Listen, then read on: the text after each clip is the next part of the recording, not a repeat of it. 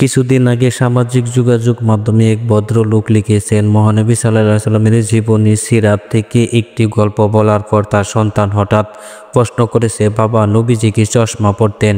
যদিও এটি সরল ও হাস্যকর প্রশ্ন, কারণ চশমা তো অনেক পরে আবিষ্কৃত হয়, কিন্তু প্রশ্নটি খুবই তাৎপর্যপূর্ণ। কারণ এতে বোঝা যায় নবীজি সাল্লাল্লাহু আলাইহি সাল্লাম তার সন্তানদের কাছে ইতিহাসের কোনো বিমূর্ত চরিত্র নয়, বরং একজন বাস্তব ব্যক্তিত্ব হয়ে উঠেছেন। এটা তাদের অবিচল মুসলিম হিসেবে গড়ে তোলার যাত্রার একটি সুন্দর দৃষ্টান্ত। আজকের বিশ্বে মুসলিম হিসেবে বেঁচে থাকাটাই একটি অতি গুরুত্বপূর্ণ কাজ। ইসলামের অর্থনৈতিক দৃষ্টিভঙ্গি ইতিহাস, পুঁজিবাজ বা সমাজতন্ত্রের সঙ্গে মেলে না।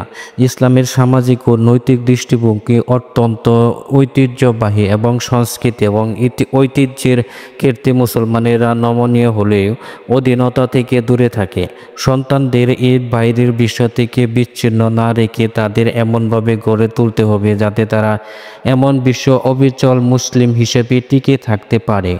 সন্তানদের অটল ও অবিচল মুসলিম হিসেবে গড়ে তোলা মানে তাদের ইসলামী পরিচয়, ইতিহাসের প্রতি গর্ব, নবীজি সাল্লাল্লাহু আলাইহি সাল্লামের সঙ্গে বাস্তব সংযোগ, উম্মাহর প্রতি ভালোবাসা এবং সম্মান ও গ্রহণযোগ্যতার পার্থক্য শেখানো বা তাদের প্রথম পরিচয়। মুসলিম প্রতিটি শিশুর একাধিক পরিচয় থাকে, জাতীয়তা বা জাতিগত পরিচয়, সংস্কৃতি, কিন্তু কোনো পরিচয়টি প্রাথমিক এবং কেন্দ্রীয় তা না বুঝলে শিশুর বিভ্রান্তি সমুদ্রে ভেসে যাবে। অনেকে তাদের সন্তানদের জাতীয়তা বা জাতিগত পরিচয়কে প্রাধান্য দেয়, কিন্তু এটি জাতীয়তাবাদ, বর্ণবাদ বা ফ্যাসিবাদের মতো সমস্যা জন্ম দিতে পারে।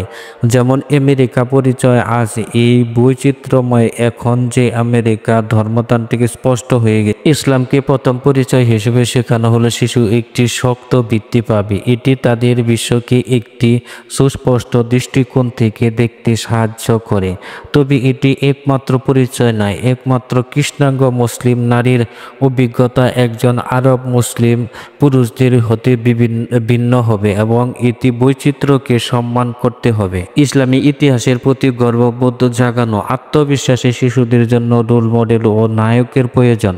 আধুনিক মিডিয়া পশ্চিমা নায়কদের যেমন ক্যাপ্টেন আমেরিকা বা এলন মাস্ক হিসেবে শিশুদের মন ভরিয়ে দেয়, কিন্তু মুসলিম শিশুদের জন্য আমাদের নিজস্ব ইতিহাস নায়কদের কথা বলতে হবে। সালাউদ্দিন আইয়ুবের আল বিরুনি প্রাচীন বাগদাদের গল্প শিশুদের বলতে হবে, যাতে তারা তাদের ঐতিহ্যের প্রতি গর্বিত হয়। যদি আপনি নিজে ইসলামী ইতিহাস সম্পর্কে কম জানেন, তবে শিখুন।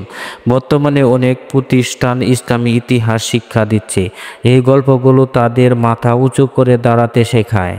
নবীজি সাল্লাল্লাহু আলাইহি সাল্লামকে তাদের কাছে বাস্তব করে তোলা। নবীজি সাল্লাল্লাহু আলাইহি সাল্লাম জুলিয়াস সিজার এবং আলেকজান্ডারের মতো ঐতিহাসিক চরিত্র নয় যাদের সম্পর্কে আমরা কথা বলি, কিন্তু যারা আমাদের জীবনে প্রভাব ফেলে না। নবীজি সাল্লাল্লাহু আলাইহি সাল্লামকে শিশুদের কাছে এমন একজন পরিবারের সদস্য হিসেবে উপস্থাপন করতে হবে যিনি এখন আমাদের মাঝে নেই, কিন্তু তার কথা, কাজ, সম্মান আমাদের জীবনের কেন্দ্রে থাকবে।